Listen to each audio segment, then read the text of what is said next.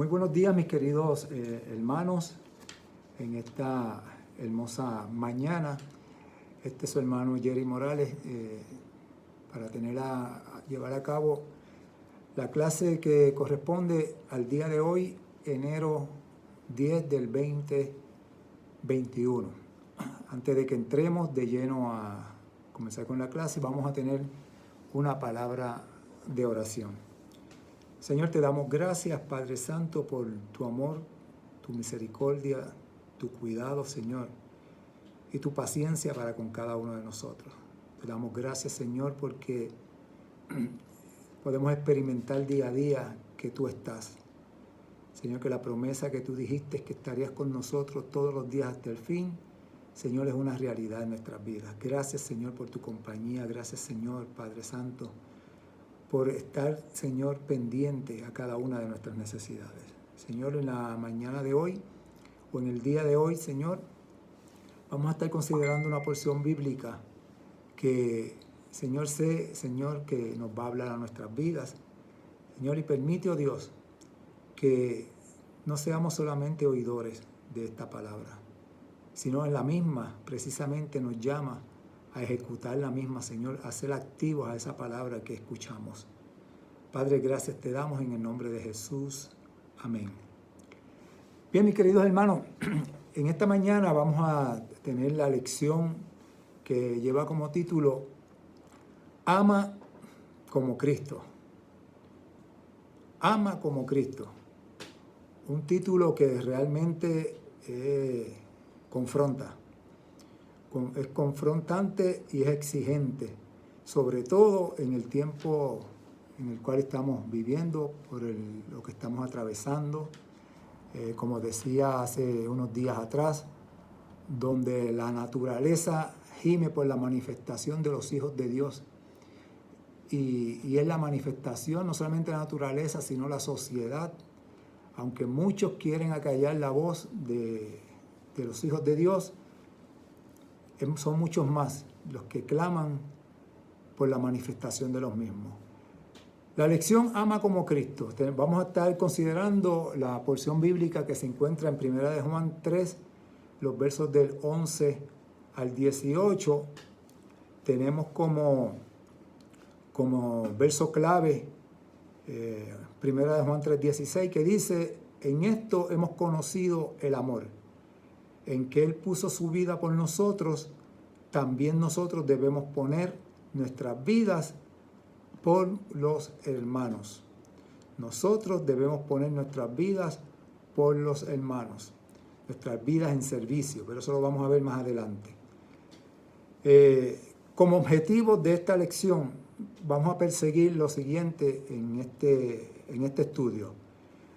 Vamos a aclarar que el testimonio verbal de los cristianos es nulo, o sea, no sirve de nada si carece de hechos de amor que manifiesten que la vida de Dios estaba en Cristo.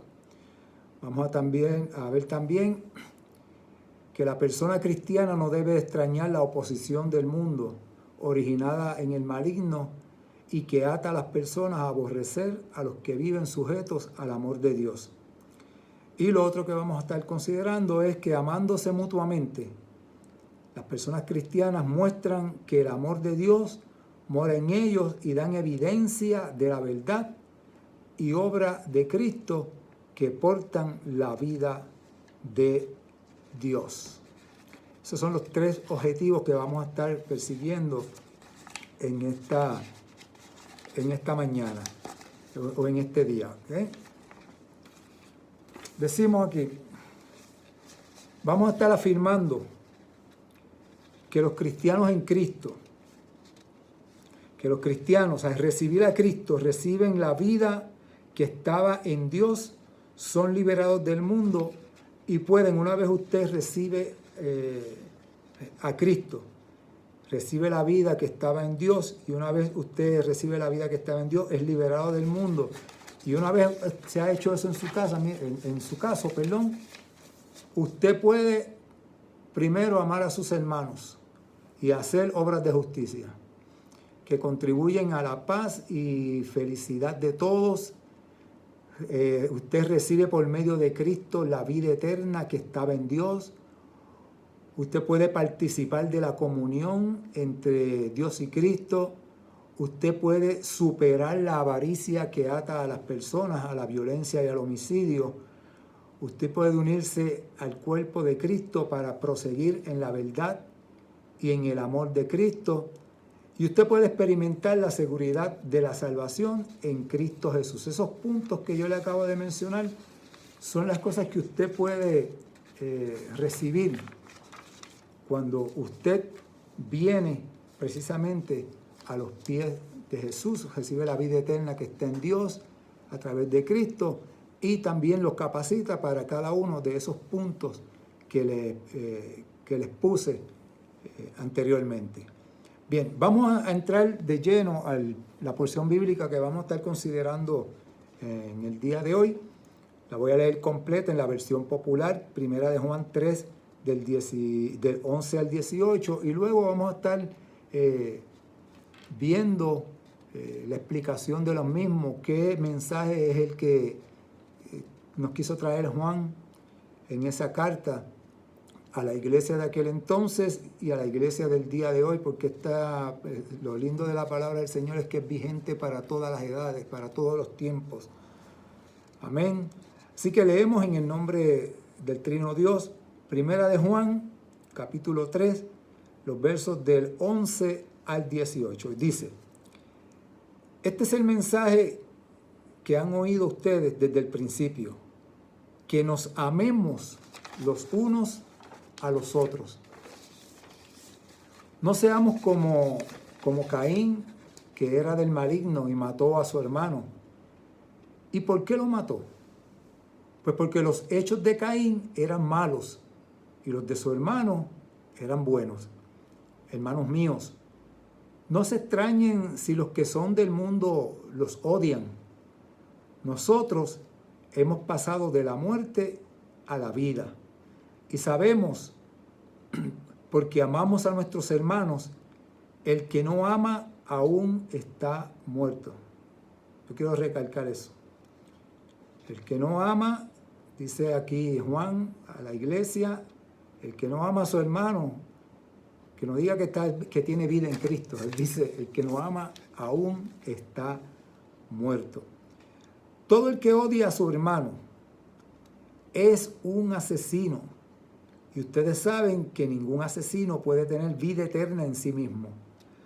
Conocemos lo que es el amor porque Jesucristo dio su vida por nosotros. Así también nosotros debemos dar la vida por nuestros hermanos. Pues si uno es rico y ve que su hermano necesita ayuda, pero no se la da, ¿cómo puede tener amor de Dios en su corazón? Hijitos míos, que nuestro amor no sea solamente de palabra, sino que se demuestre con hechos. ¡Wow! ¡Qué palabra tremenda y confrontadora nos tiene el apóstol Juan en esa carta!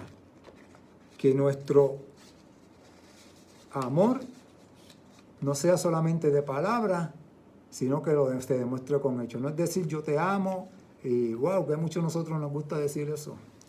Yo te amo y mucho abrazo, pero a la hora de la verdad, ahí es que hay que demostrar el amor. Amén. Y dice aquí que si alguno de nosotros, mira, yo quiero recalcar este verso antes de que entremos que es el verso 17. Dice, pues si uno es rico y ve a su hermano que necesita ayuda, pero no se le da, ¿cómo puede tener amor de Dios en su corazón? Aquí el apóstol dice, si uno es rico, no necesariamente en aquel tiempo habían dos clases sociales. O eras rico o eras pobre. No había clase media. Por eso es que él habla ahí. Y al día de hoy nosotros lo que decimos, lo que podemos traducir es la siguiente. O sea, si tú tienes los medios, no necesariamente tienes que ser rico, pero tú tienes los medios para suplir la necesidad de tu hermano, ¿verdad? La palabra de Dios nos llama a hacerlo, aunque sea lo poco que tenemos. Si usted tiene Amar al prójimo es lo siguiente. Usted tiene un plato de arroz y habichuela, como nos gusta a nosotros los boricuas. Usted tiene un plato de arroz y habichuela y usted ama a su prójimo y su prójimo no tiene nada. Pues amar al prójimo es procurar que el prójimo tenga un mismo plato de arroz y habichuela, y si no puede tener el mismo plato, compartir el suyo. Se come usted la mitad y el prójimo se come la otra mitad. Amén. Eso es solamente un pequeño ejemplo para que veamos lo que es realmente el amar al prójimo, de lo que el apóstol aquí nos habla. Pero vamos a entrar entonces con la clase. Hay una pregunta que yo quiero hacer. ¿Qué es ser un cristiano? O mejor dicho, vamos a ver, a ponerse de otra manera. ¿Qué es lo que hace que una persona sea cristiana o que digan esa persona es cristiana? Unos creen que puede ser la grandeza de su fe. Otros creen que puede ser el poder espiritual que tiene. Y otros dicen que lo que hace a una persona cristiana es la calidad de su testimonio. Y aunque todo eso es parte, en esta lección vamos a ver y vamos a afirmar que las acciones de amor mutuo conforme al Espíritu de Cristo es lo que les da a las personas la certidumbre de ser cristianas y estar en la vida eterna de Dios. Las acciones de amor mutuo conforme al Espíritu de Cristo. Recuerden que el tema es amar como Cristo. Y las acciones conforme al Espíritu de Cristo que nosotros hagamos en amor, eso es lo que define que realmente usted es una persona que Cristo mora en su corazón. Los pasajes bíblicos que hoy estudiamos enseñan quiénes son del maligno. Por ejemplo, los pasajes bíblicos que hoy estudiamos enseñan quienes son del maligno actúan contra la voluntad de Dios. Y al igual que Caín, envidian, odian y matan. Pero los seguidores de Cristo tienen la vocación de amar y obrar al estilo de Cristo. Porque amando como Él nos amó, vencen como Él venció al pecado y a la muerte. Los seguidores de Cristo no se deben extrañar de la oposición del mundo contra ellos, sino que esa misma oposición es signo de que han recibido la vida eterna y que el amor mutuo entre ellos confirma la certidumbre de su salvación y les da poder para testificar que la vida de Dios fue manifestada en Cristo. Aquí dice que los seguidores de Cristo no se deben extrañar de la oposición del mundo. El ejemplo lo tenemos en el mismo Jesús. ¿Cuánta oposición no tuvo Jesús? Y si Él tuvo oposición con el testimonio que estaba dando, no solamente de servicios, sino de hechos portentosos, de sanidades, de cuántas cosas hermosas hizo Jesús, y con todo eso recibió oposición, no nos es de extrañar a nosotros de que recibamos oposición de parte del mundo o los incrédulos a nuestras posiciones, a nuestras creencias. Seguimos. Vamos entonces a analizar los pasajes bíblicos que leímos anteriormente. Miren, en los versos del 11 al 15,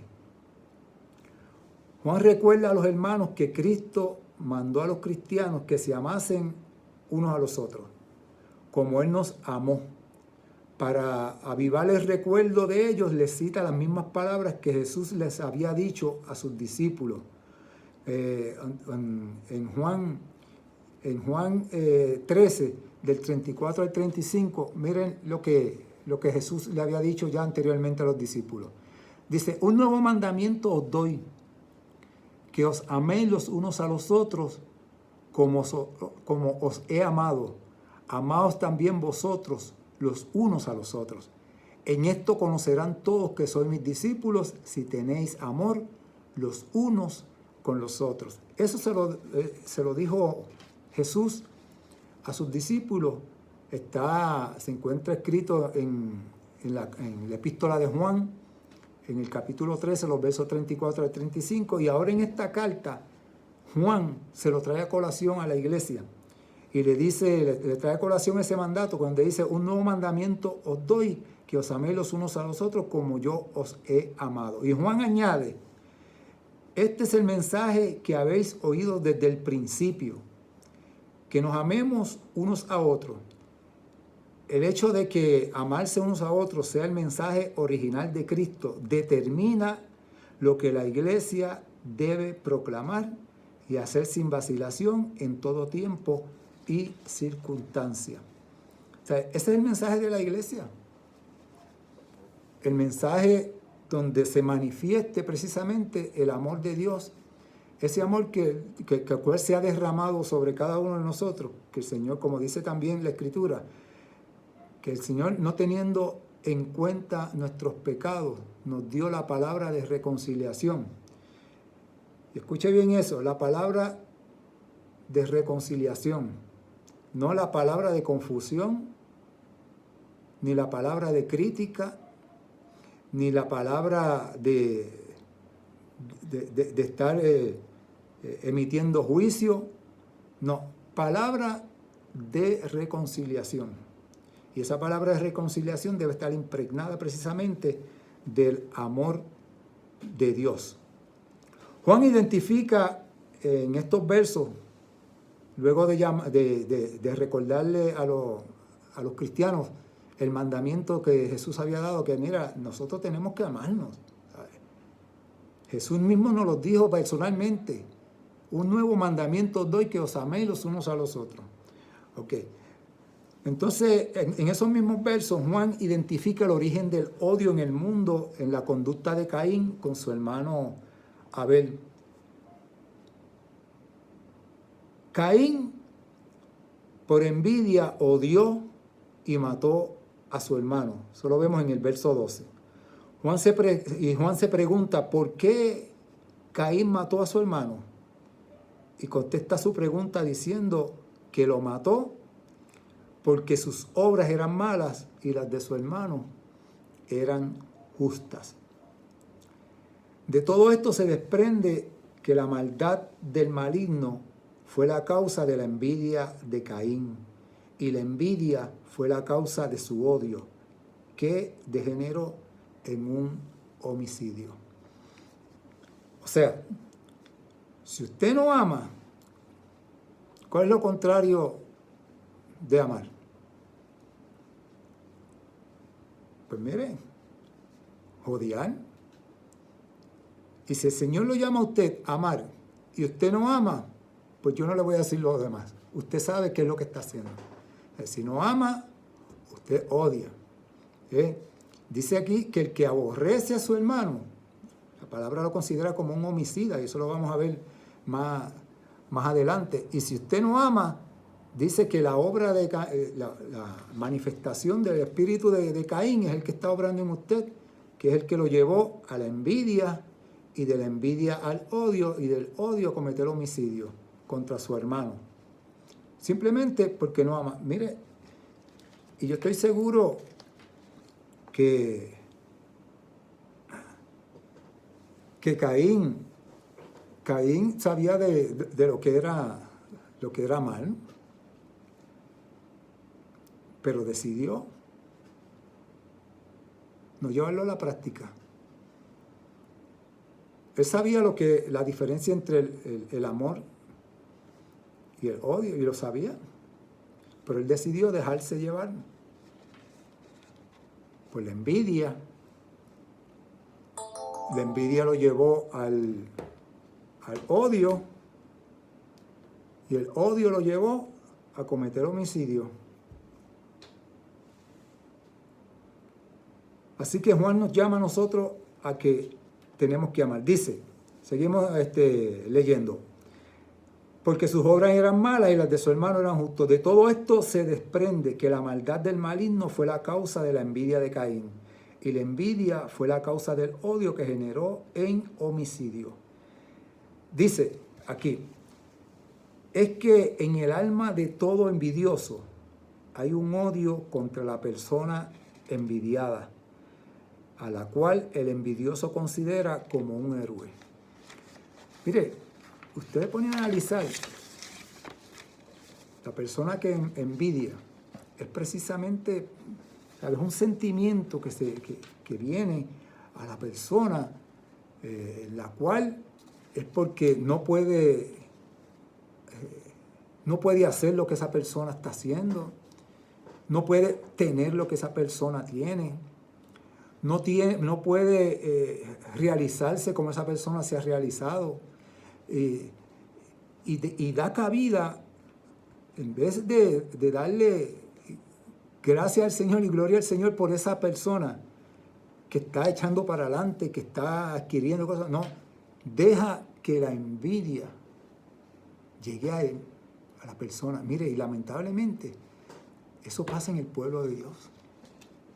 Por eso es que Juan trae ese punto, diciéndole, mira, no, o sea, nosotros que estamos llamando es amarnos. La envidia no puede tener cabida en nosotros, porque una vez tú dejas cabida a la envidia viene a que comiences a mirar a la persona, como decimos nosotros, por encima del hombro, a mirarlo como con desprecio, hasta el extremo de desearle lo malo. Eso es un sentimiento horrible, el que la persona se deje llevar por la envidia. Pues la envidia hace que muchas personas vean a alguien como un héroe y creen que ese héroe, y quisieran, y cree que si ese héroe no existiera, él sería feliz.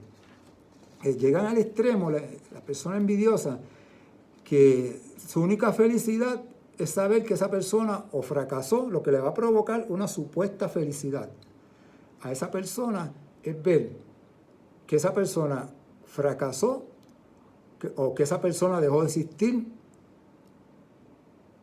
y por lo tanto lo mata, y lo mata física o mentalmente. Y aquí vamos a lo siguiente. Cuando dice aquí que lo mata, usted mata a personas no solamente físicamente, sino mentalmente. Cuando usted le desea el mal a una persona, usted lo está matando mentalmente. Usted ha escuchado a personas que dicen, fulano de tal, ese para mí murió. Mire, mentalmente lo mató, lo sacó de su vida. Lo sacó de su vida, por las razones que hayan sido.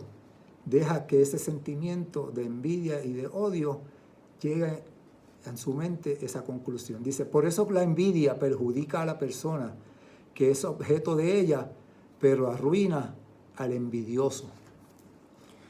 La persona que envidia, esa envidia puede perjudicar a la persona a la cual usted está envidiando. Pero a usted la envidia lo arruina. Puede perjudicar al que está envidiando, pero a usted la envidia lo arruina. Es como la frase que dice, es como el perdón. Dice que el perdón bendice al que es perdonado, pero libera al que perdona. Y aquí es todo lo contrario. La envidia no tiene ningún beneficio. El perdón tiene beneficio, que es que bendice al que es perdonado y libera al que perdona. Pero la envidia no tiene ningún beneficio, ni para el lado de allá, ni para el lado de acá. La envidia dice que perjudica a la persona que es objeto de la envidia, pero arruina al envidioso. Consciente de que la maldad impera en el mundo, Juan advierte a los cristianos, a los que llama hermanos, a los que llama hermanos míos, que no se extrañen si el mundo los odia. Eso está en el verso 13. Los cristianos no deben extrañarse del odio del mundo. Quiero hacer un paréntesis aquí. El cristiano no debe extrañarse que el mundo los aborrezca. Aquí el término odio se puede traducir como rechazo, que los aborrezca, que los tenga en poco. Dice, que el paréntesis que quise hacer, Juan le dice a los cristianos que no deben de sorprenderse y extrañarse por el odio o rechazo o la falta de consideración del mundo. Y yo quiero hacer este paréntesis. No nos debe extrañar que el mundo nos aborrezca. Lo que sí nos debe de extrañar es que haya rechazo entre los hermanos. Eso sí que sí. El que el mundo nos rechace, el que el mundo nos tenga en poco, el que el mundo cometa injusticia, el que el mundo no se preocupe por nosotros, nos envidie de la manera que sea, cualquier sentimiento negativo sobre nosotros no nos debe extrañar. Ahora, que eso se dé entre los hermanos, eso sí que nos debe extrañar. Eso sí que no tiene cabida. Amén. Bien. Cierro paréntesis y continuamos.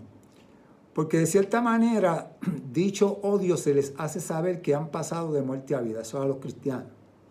Y además, primero que ellos, Cristo fue perseguido por el mundo a causa de su justicia. Aquí Juan habla que han pasado de muerte a vida. ¿Y qué significa eso de muerte a vida? Significa nada más y nada menos que por el amor y el poder de Dios, Cristo al morir en la cruz, escuchen, la cruz que fue el signo supremo del odio humano, pasó de la muerte a la vida mediante su resurrección, y la resurrección es el signo supremo del amor y del poder de Dios. De modo tal que los cristianos que sufren el odio del mundo reciben de Jesucristo el amor y el poder para enfrentar la muerte, vencerla y comunicar la vida y la justicia de Dios. Los creyentes que practican el amor mutuo han pasado de la muerte espiritual del mundo a la vida en comunión con Dios. Pero quienes no aman a sus hermanos niegan con sus actos de fe. Vuelvo y repito. Pero los que no aman a sus hermanos niegan con sus actos la fe que de labios profesan. Juan enseña que usted puede considerarse cristiano, pero si no ama a su hermano, permanece en muerte. Eso está en el verso 14. Y añade, todo aquel que odia a su hermano es homicida. Y sabéis que ningún homicida tiene vida permanente en Cristo. Y eso se encuentra en el verso 5. La secuela de envidia, odio y homicidio que Juan describe en el caso de Caín es parecida a la que Cristo estableció cuando dijo, cualquiera que mira a una mujer para codiciarla ya adulteró con ella en su corazón. Eso se encuentra en Mateo 5:28. Y Juan compara eso. Dice, es decir, que la maldad hace daño no solo cuando uno la lleva a cabo, sino que es nociva con solo tenerla en la mente y sentimientos de uno. El mero hecho nada más de usted estar pensando, aunque no ejecute la maldad. Por eso es que Juan hace la comparación. Cuando Jesús dijo en Mateo 5:28 que cualquiera que mira una mujer para codiciarla, aunque no se acostó con ella, aunque no realizó el acto que estaba mirándola con codicia, dice, ya adulteró con ella en su corazón. Y aquí Juan nos quiere decir que cualquiera que dice que, es decir, que la maldad hace daño no solo cuando se lleva a cabo, sino que es nociva solamente de tenerla en la mente y los sentimientos. El mero hecho nada más de usted desearle, envidiarle y desearle lo malo a una persona, ya usted cometió homicidio en su corazón. Así de claro. Eso lo dice la Escritura. Eso no se lo está inventando Jerry Morales. ¿Ven? Cuando Juan dice Que ningún homicida tiene vida permanente no se refiere a la vida física, sino a una pérdida de comunión con Dios. Esa comunión que trae paz con Él y con el prójimo. En el verso 16, la experiencia y la seguridad del amor. En el verso 16 dice: en esto hemos conocido el amor en que Él puso su vida por nosotros. También nosotros debemos poner nuestra vida por los hermanos. En el verso 16, uno comprueba que está en el amor de Dios si ama a los hermanos, siguiendo el ejemplo de Cristo, que por amor entregó su vida por nosotros. Y usted dirá, entregar la vida, mire, no es llegar a lo drástico de entregar la vida, si así podríamos decirlo. Es usted darse, entregarse en servicio y en amor hacia su prójimo, hacia los hermanos.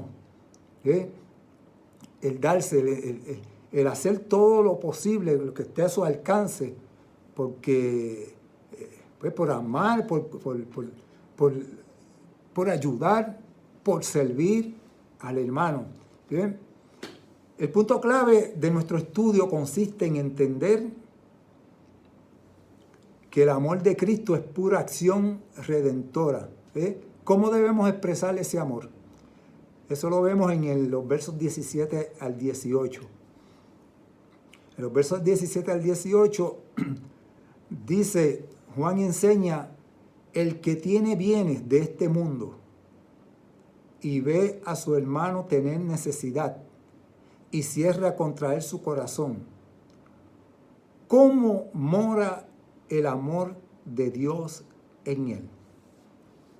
La lección tiene como tema amar como Cristo. Y aquí Juan dice: el que tiene bienes y cierra su corazón para bendecir al hermano que está necesitado, ¿cómo mora el amor de Dios en él?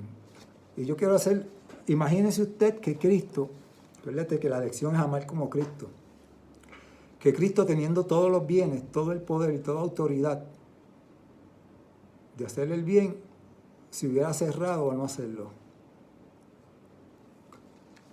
¿Cómo Él iba a manifestar el amor de Dios, el reino de Dios? Él venía con el mensaje del amor de Dios, del reino de Dios. Y tenía en sus manos, y tenía todo el poder, tenía el conocimiento, tenía la autoridad para bendecir, la autoridad para sanar, la autoridad para suplir, para liberar. Y si se hubiese negado a hacerlo, ¿cómo se iba a creer en el amor de Dios? En que venía como un mensaje de amor, como un mensaje de liberación, si se hubiese negado a hacerlo. Pues, por lo tanto, eso mismo es lo que dice el apóstol Juan ahí. Si nosotros tenemos en nuestras manos los recursos para bendecir a nuestros hermanos, y más adelante vamos a ver también, no solamente a nuestros hermanos, hablando aquí a los hermanos, sino que Cristo fue más allá, y lo vamos a ver más adelante, para bendecir, ¿cómo nos vamos a cerrar a eso? Entonces, ¿qué evangelio de amor y qué evangelio de misericordia es el que estaríamos predicando? Dice, el que tiene bienes de este mundo y ve a su hermano tener necesidad y cierra contra él su corazón, ¿cómo mora el amor de Dios en él? Esta pregunta tiene solo una contestación y es negativa, ya que si una persona sabe que tiene vida porque Cristo compartió su vida con ella, no puede negarse a compartir con los demás algún bien material que posea y que su hermano necesite. Por ende, Juan llama a la iglesia a compartir con los necesitados diciéndole: hijitos míos, no amemos de palabra ni de lengua, en el verso 18, no amemos de palabra ni de lengua, sino de hecho y en verdad. Amar de hecho y en verdad consiste en manifestar el amor de Cristo, haciéndole justicia al hermano necesitado, Cerrar el corazón ante el hermano necesitado es inhumano y niega la dádiva de vida del Hijo de Dios que nos hizo a todos hijos de Dios en la fe. ¡Wow! ¡Qué tremendo! Debemos de meditar bien en esa porción bíblica y en ese llamado que Juan le hace a la iglesia de aquel entonces y nos lo hace en el día de hoy a nosotros. Dice, a fines del siglo I, después de Cristo, la iglesia enfrentaba el gnosticismo, que enseñaba que la salvación se ganaba por el conocimiento y con prácticas místicas. Ellos decían que Dios no pudo venir corporalmente en Cristo porque la materia era pecaminosa, mientras que para el cristiano el advenimiento de Cristo al mundo es doctrina principal. Para nada Juan mencionó el gnosticismo, pero prepara a la iglesia para enfrentarlo. A nivel del conocimiento, en lugar de plegarse a la filosofía gnóstica, se distancia de ella. A nivel de la acción, requiere que la iglesia dé testimonio de su salvación, obrando con amor mutuo entre ellos, de modo tal que Juan no defiende su fe con mera argumentación teórica, sino afirmando su fundamento en Cristo y comprobando que dicho fundamento genera frutos de amor que son vida. Si como iglesia hoy nos valemos del enfoque que Juan usó, lo correcto es exponer el evangelio conforme al mensaje de Jesús. Y para ello hay que conocerlo, practicarlo, tanto en su verdad doctrinal como en acción. O sea, Juan nos llama a nosotros a accionar lo que es el evangelio, lo que es la prédica del evangelio. Hablamos de un Dios de amor y misericordia, pues tenemos que nosotros practicar el amor y la misericordia. Hablamos de Dios de amor. Mire, hay un mandato de amarnos los unos a los otros. Para llevar el testimonio de Cristo al mundo, la iglesia opera como un cuerpo de Cristo y como un cuerpo social. Es decir, vive en dos niveles, que Cristo busca unir mediante la conversión al evangelio y por consiguiente la transformación del mundo. La educación para la evangelización transformadora del mundo la comenzó el mismo Cristo con sus discípulos, a quienes habló consciente de que ellos vivían en una comunidad social. El Cristo le hizo ver a ellos y a través de sus obras y de sus actos de que, yo estoy enseñando esto, pero hay una sociedad, hay un mundo el cual tiene que reflejar lo que nosotros, lo que ustedes están aprendiendo y lo que yo les estoy enseñando. Dice, habló consciente de que ellos vivían en una comunidad social, pero que debían transformarla en dirección al reino de Dios. Por ejemplo, Él mandó a sus discípulos a que os améis los unos a los otros como yo os he amado. Eso fue uno de los mandatos. Ámense los unos a los otros como yo os he amado. Y en cuanto a su comunidad social, le dijo, amad a vuestros enemigos, bendecid a los que os maldicen. O sea, Él le dijo, ámense los unos a los otros. Pero ese amor entre nosotros, pues quizás es más llevadero. Y a veces entre la misma comunidad de fe, por eso es que Juan toca esos puntos, entre la misma comunidad de fe, Él dice que es imposible que no haya demostración de amor entre aquellos que dicen ser de Cristo y practicar la fe y el evangelio de Cristo. Entonces Jesús le hace ver a ellos de que, el amor se va a practicar entre ustedes, entre la comunidad de fe, pero eso no se va a quedar ahí. Ese amor tiene que extenderse a la sociedad, a la comunidad donde ustedes se desempeñan y ustedes viven. Dice, amén los unos a los otros, pero en cuanto a la sociedad y a la comunidad le dice, amad a vuestros enemigos, bendecid a los que os maldicen. O Se supone que los enemigos no están en medio del cuerpo de Cristo. Se supone que los que os maldicen no están en medio del cuerpo de Cristo, son los que están fuera. Y el Señor nos manda aquí a que incluso a ellos, el amor que Él dijo que nos vamos a profesar entre unos y otros, ese amor tiene que extenderse hasta ellos. ¡Auch! Esto como que pica, ¿verdad? Pero esas son las exigencias del Evangelio.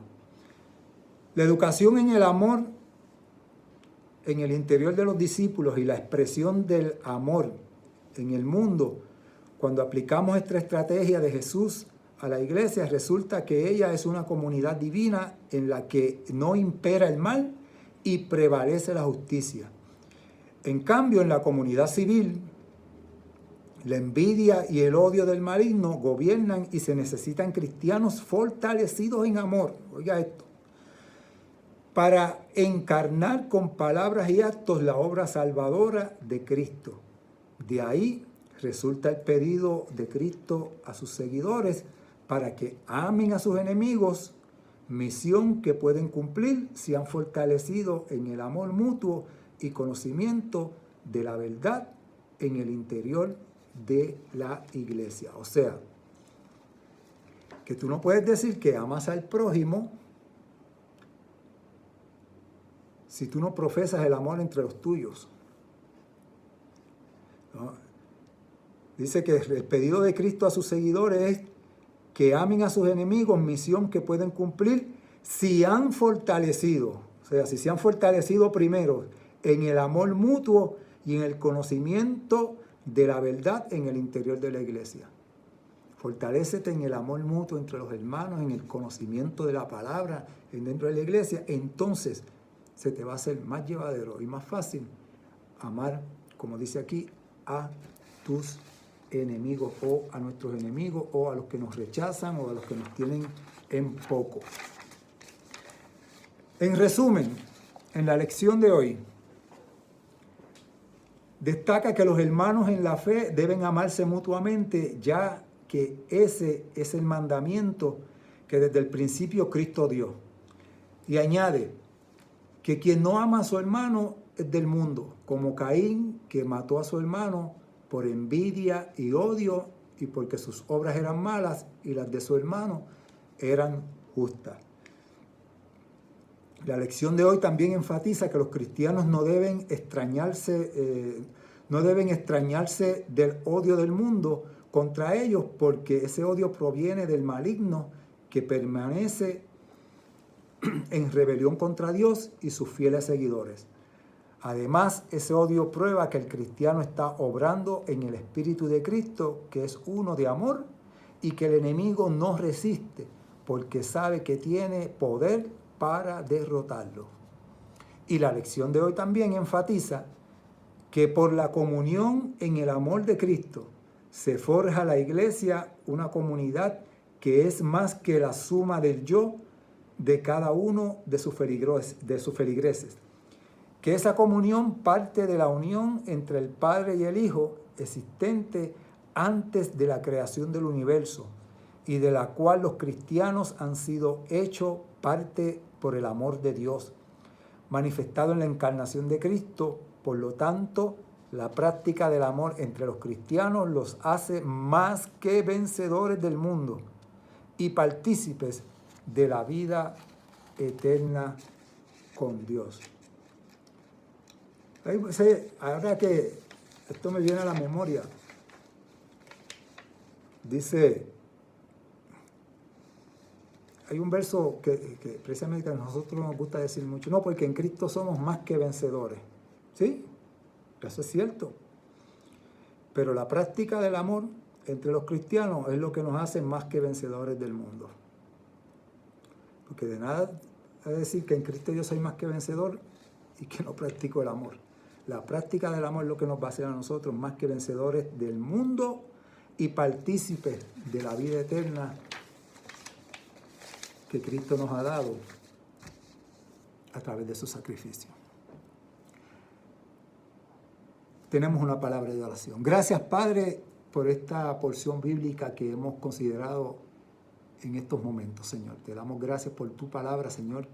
Me encanta tu palabra, Señor, porque nos confronta. Señor, en una ocasión yo pensando, ¿por qué tu palabra es tan perseguida? ¿Y por qué no quieren saber mucha gente de ella? Y es precisamente porque tu palabra es el único libro que nos confronta a nosotros contigo, que eres nuestro creador, y nos confronta con nosotros mismos. Y a nosotros no nos gusta ser confrontados. Y por eso es que mucha gente desechan tu palabra, no quieren saber de tu palabra. Por eso ha sido tan perseguida desde el principio, Señor. Te damos gracias por la misma, Señor amado, y haznos, Señor, hacedores de ella. Señor, tú dijiste, Señor Jesús, a los discípulos, en esto conocerán que son mis discípulos, en que los amamos los unos a los nosotros, Señor. Que tu amor, Señor, permee en cada uno de nosotros, en cada reunión, en cada momento, Señor amado. Que nos preocupemos, Señor, que no nos hagamos de oídos sordos y ciegos, Señor, y ojos ciegos, Señor, a la necesidad no solamente de nuestro hermano, sino de nuestro prójimo, aún de aquel, Señor, que quizás podríamos considerar nuestro enemigo. Tú nos dices que lo amemos. Tú nos dices que lo apoyemos, que lo ayudemos, Señor. Que este amor que tú has derramado sobre nosotros tiene que extenderse, Señor, y alcanzar a toda aquella persona que esté a nuestro alrededor. Gracias por el sacrificio de Jesús. Gracias, Jesús, por amarnos tanto. Gracias, Padre, por enviar a Jesús. Gracias por tu palabra. Amén. Dios le bendiga, Dios le guarde, mi querido hermano, y espero que te hayas gozado con este estudio sencillo. Que la paz del Señor sea contigo.